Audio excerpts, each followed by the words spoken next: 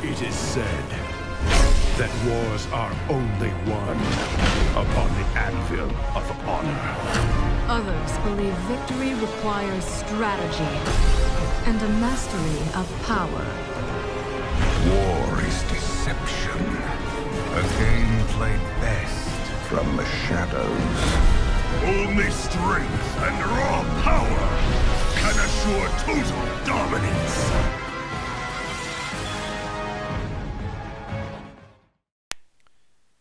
Good day, people. So today we'll be actually looking at 1.29. This is really fast actually, 1.29, and we have a reason as well.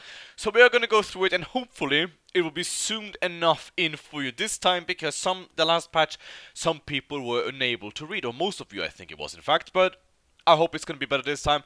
But anyway, summary. There was still a lot of crash issues in 1.28, so me and SVNMS had been working out, finding out its causes, and we believed we removed what's causing it to crash. That's why 1.29 has been brought out so fast, and we wanted to get this fixed as fast as possible. Oh god. This release does contain some new content, but it isn't as big as you'd expect with normal releases. There are still a lot of balance and bug issues which are going to be fixed in the next patch. But there are some worthy things to mention in this patch, so we're going to go look through that. This patch note might be updated. You never know. So there's going to be a link in the description. You can go check it out whenever you want, and you can see if it's been updated or not.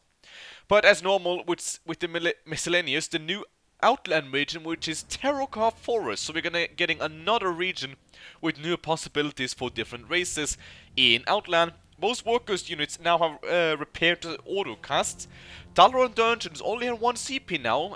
Did it have two? Well, it has one almost at the entrance and then one nearby the portal.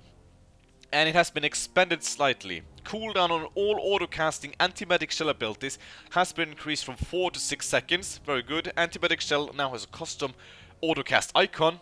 True sight on shades range has been increased from 900 to 15,000. Stun charge in item can now interrupt and stun even invulnerable units, including those under mass shield effects. Can only affect organic units. Gold cost has been reduced. Oh no! No! Why? Oh, the stun charge, first of all, deals so much damage, or they can at least, and now they can. The gold cost has been reduced. Oh god, I'm not looking forward to this. Capturing Tempest Keep now also gives you ownership of the Mana Forge throughout Netherstorm. The testing unit is now available while in single player mode. Type test to access this unit. The testing unit. What is the testing unit? Okay. Arcanum in Terrorcar Forest holds a powerful secret. Ooh. I hope it's not a give level building. Alright, let's move on. So, Blood Elves first of all. No new content this patch, but we are going to look at some of the balance issues. Silvermoon has siege attack and HP increased to help defend against sea attacks. Very nice. Annoying 5 minutes limitation on going Forsaken or Scourge Alliance once Wretched has been lifted. No, okay, that's actually nice. I mean, 5 minutes. If you have already become Wretched, you are probably going to join, you know, Forsaken or Scourge. So, you know. The offer to join Forsaken in both Pure Blood Elves and Wretched form has been considered into one. So joining Forsaken as Wretched now grants the same benefits as if you do it as Pure Blood Elf. Okay. Lordaeron is compatible with Forsaken as Blood Elves Alliance. Is compatible with Forsaken Blood Elf Alliance. This alliance is still not available as Fell Elves. Okay. Fellkill Sacrifice had its cooldown removed, but the mana cost increased. Okay. Joining the Horde of Forsaken through your faction paths can also give you some more time before turning Wretched. Using one of these paths will grant you 10 Mire, I guess, minutes required units before turning Wretched.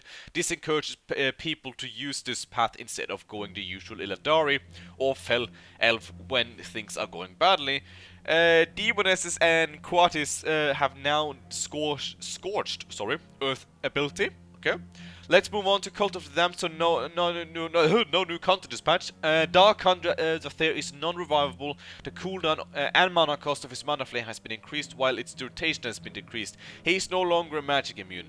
Cult can now construct sky barrages from sacrificial pits. Okay, nice to see Scold getting back the Sky Barrages. I'm not sure, could I have them before? I don't know, but I had a game yesterday, Scourge and my ally could not build them when we were going to invade Dalaran, which was a shame. Dragon Maw. So we do have something very notable and interesting here. So no new content. However, Twilights and Dark Iron Dwarfs become allied if they both have gone down these paths. This is supported by law and that's completely accurate. But I'm very terrified. How is it gonna go? Who's gonna get the God Time Hero? And is any of them, in fact, nobody of them should, because these both are meant to be solo paths. So I hope none of them, in fact, gets them. But we'll see when it comes, or maybe when it's get updated. I'm not sure if it's gonna get updated.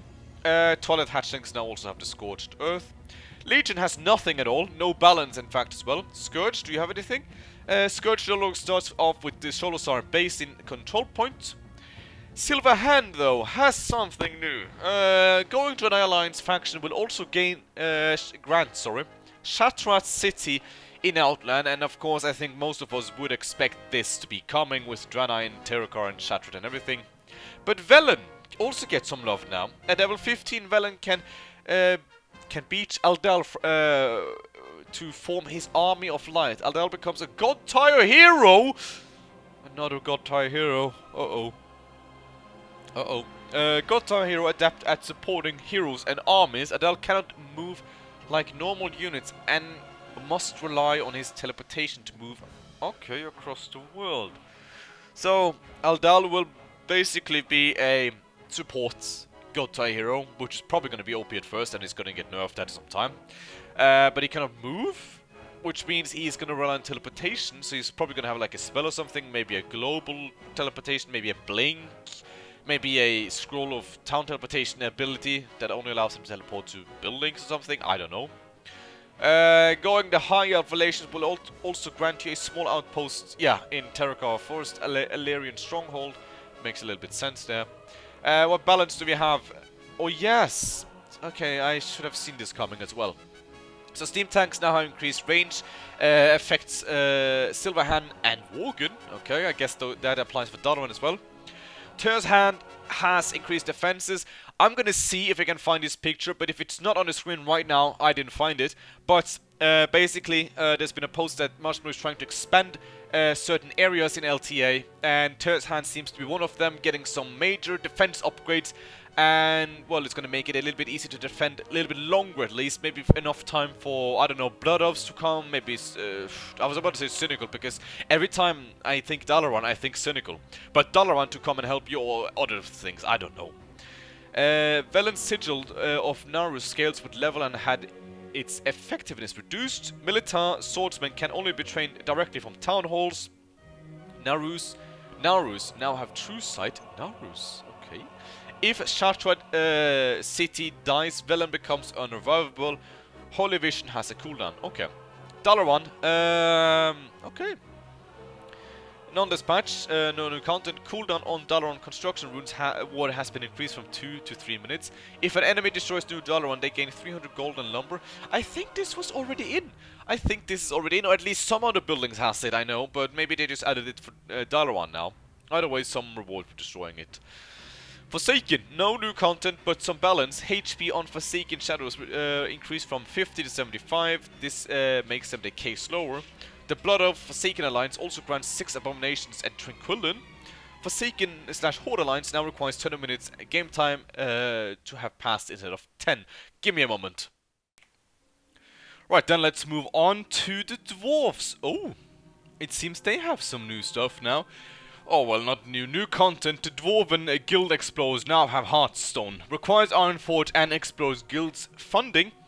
Well, actually, I guess it's a nice way to get them from Northrend, because you start with some in Northrend as well, so if they survive. Balance. The Dwarven base in Northrend now starts with a worker and has more buildings. Ooh. If an enemy destroys Ironforge, they gain 300 gold and lumber as reward. Dark Iron Emperor Dagran's Dark Rune spell has been restored to its older version, which drops a rune item. This was on an approved trains and should not have been made into the map. Okay. Griffin's Chain Lightning now bounces across 6 units. Bit deals less damage per target, so the total damage stays the same, but it's less effective against hero aiming. Cooldown has been increased. Hallelujah. Hallelujah. Hallelujah. Oh god. Wonderful. Just wonderful. What's this?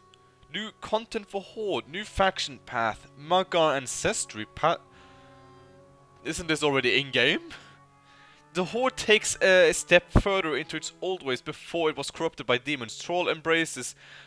I'm gonna choose to ignore this because this seems it's unfinished or something is wrong because the Magar is in already.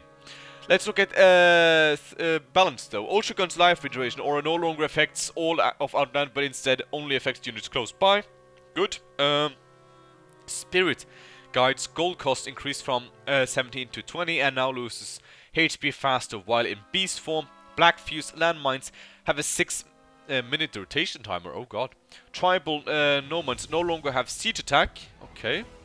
Trolls have absolutely nothing this patch. So let's look at some of the bug fixes. Silverhand can go Risen. They should only be able to Scarlet via Balnazar's ability.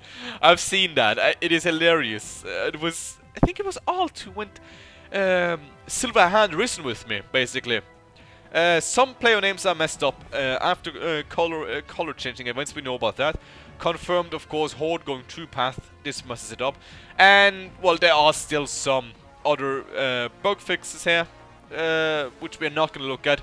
But now we have went through 1.29, so... Well, let's see how this god-tier hero Eldal is going to perform, and how he is going to affect the game, and also with Terokkar Forest, how it's going to be for a Legion creeping Outland. Will he get more resistance now, or will it just be the same still? So thank you so much for watching, and until next time guys,